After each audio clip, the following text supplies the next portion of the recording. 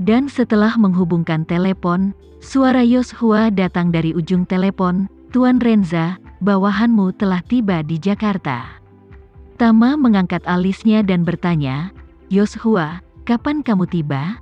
"Belum lama ini," kata Yoshua dengan hormat. "Bawahan ini diam-diam turun ketika kapal barang melewati terusan Suez, dan datang jauh-jauh dengan 3 identitas berbeda. Setelah turun dari pesawat, saya menyewa mobil dalam perjalanan ke kota." Tama bertanya kepadanya, "Di mana yang lainnya?" Yoshua berkata, "Kembalilah ke Tuan Renza, sesuai instruksi Anda, kecuali bawahan, semua yang berpartisipasi dalam proyek tumpang tindih sarang mereka tidak akan mendarat selama 3 hingga 6 bulan, dan mereka akan selalu mengikuti kapal barang di laut, dan kembali ke Suriah setelah angin bertiup." Setelah selesai berbicara, Yoshua berkata lagi, "Ngomong-ngomong Tuan Renza, bawahan saya telah berada di laut akhir-akhir ini. Saya telah menerima beberapa informasi dan saya ingin melaporkannya secara langsung kepada Anda." "Oke," Tama berkata dengan senyum puas, "kamu pergi ke Sangrila untuk mencari Devano dulu, dan aku akan datang untuk wawancara denganmu nanti." Yoshua segera berkata, "Oke Renza, Tuan, bawahan saya menunggu Anda di Sangrila." Tama menutup telepon, dan Nanako Ito bertanya kepadanya dengan enggan, "Tuan Renza, apa kau akan pergi?" Tama mengangguk, "Ada sesuatu yang mendesak, aku harus pergi ke Sangrila." Nanako Ito mengangguk mengerti, berdiri, dan berkata, "Kalau begitu aku akan mengantarmu Tuan Renza." Tama meminum teh di cangkirnya dan berkata sambil tersenyum, "Lain kali, ayo cicipi keahlianmu." Nanako tersenyum sambil tersenyum, dia berkata, "Kamu selalu diterima." 20 menit kemudian, Tama pergi ke Sangrila. Devano menyambut Tama di kantornya dan segera pergi. Yoshua bangkit dan mendatangi Tama, membungkuk, dan berkata, "Tuan Renza, saya cukup beruntung untuk memenuhi misi saya. Rencanamu untuk menggulingkan sarang telah dilaksanakan sepenuhnya sesuai dengan rencana." Tama berkata dengan nada setuju, "Kerja bagus. Beritahu semua prajurit front kataklismik yang berpartisipasi dalam Nest Overturning Project, aku akan memberi mereka penghargaan. Ketika mereka kembali ke Suriah, aku pasti akan menghadiahi mereka."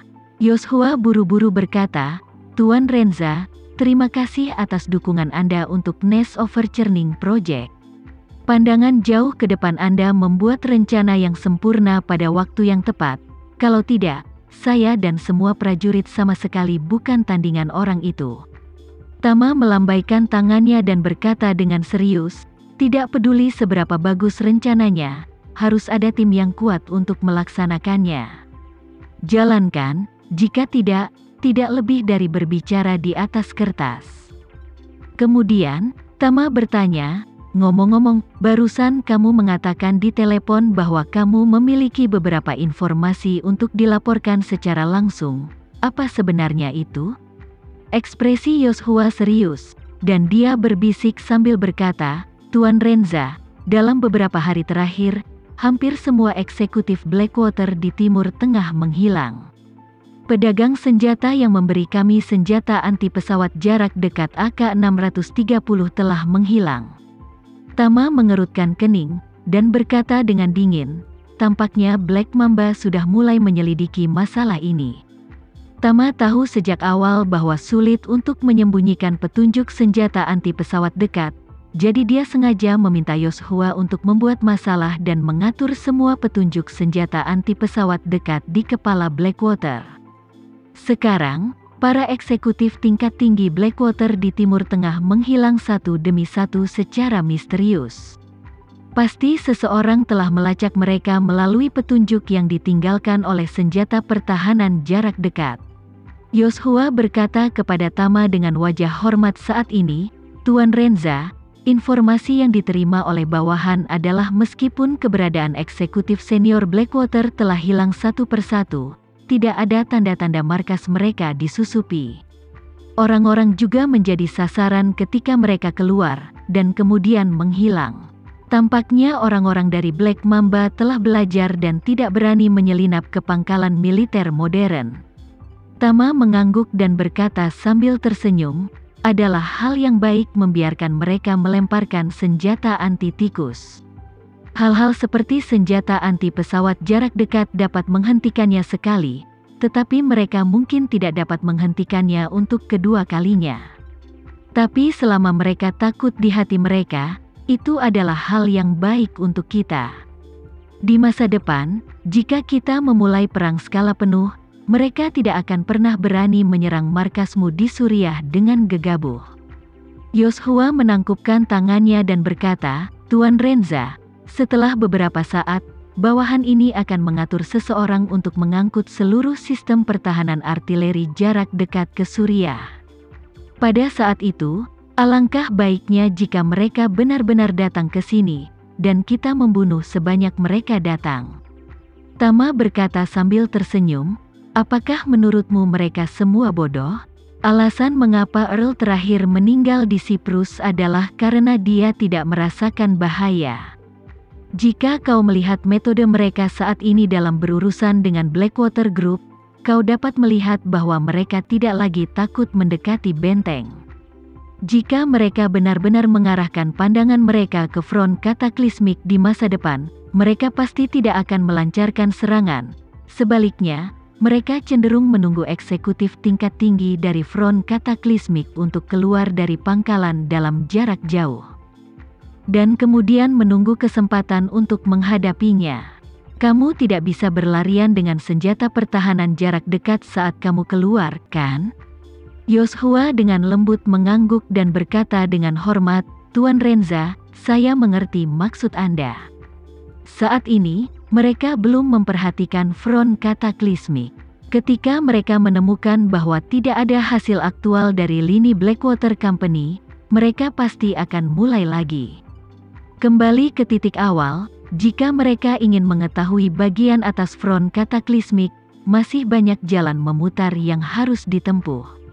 Tama berkata sambil tersenyum, bagi mereka, diserang satu demi satu pasti akan membuat mereka sangat gugup.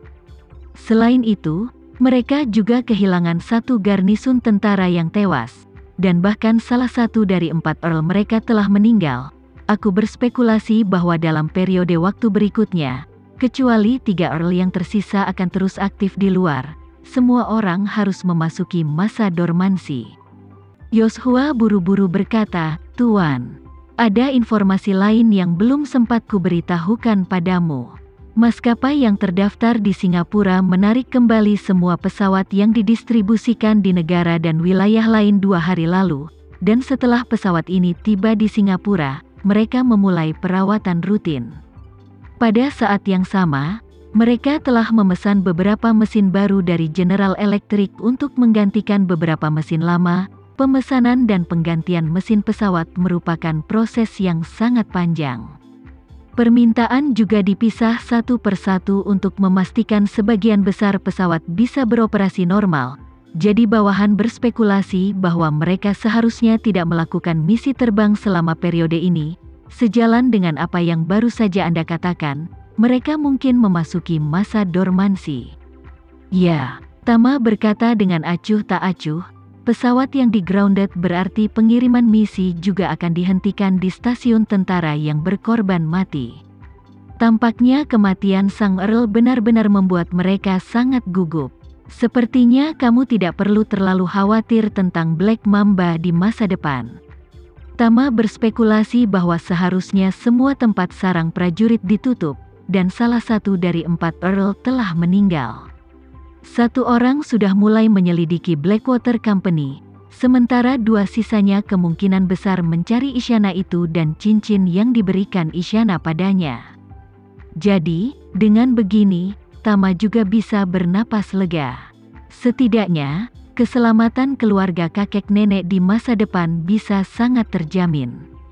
Belakangan, Tama bertanya kepada Yoshua, apakah semua tentara yang dipilih untuk datang ke Jakarta untuk pelatihan dimulai? Yoshua berkata, kembali ke Tuan Renza, kali ini front kataklismik telah memilih hampir 100 tentara, dan mereka sudah berangkat satu demi satu. Mereka dalam perjalanan ke sini karena mereka tidak ingin fokus. Jadi mereka semua terbang ke kota-kota besar di Indonesia dan beberapa negara sekitarnya secara berkelompok, dan kemudian pindah ke Jakarta. Diperkirakan mulai malam ini, mereka akan tiba satu demi satu.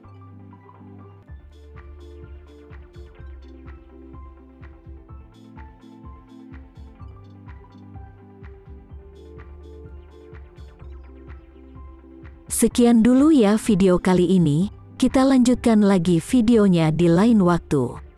Oh iya, bagaimana menurut kalian? Semoga bisa sedikit menghibur kalian semua. Untuk teman-teman yang baru nonton, jangan lupa subscribe ya, hehehe. Dan kalau teman-teman ada yang ingin gabung langganan, bisa langsung gabung saja untuk dapat fitur yang menarik dan sedikit membantu Mimin. Terima kasih banyak sudah menonton, sampai jumpa lagi, bye.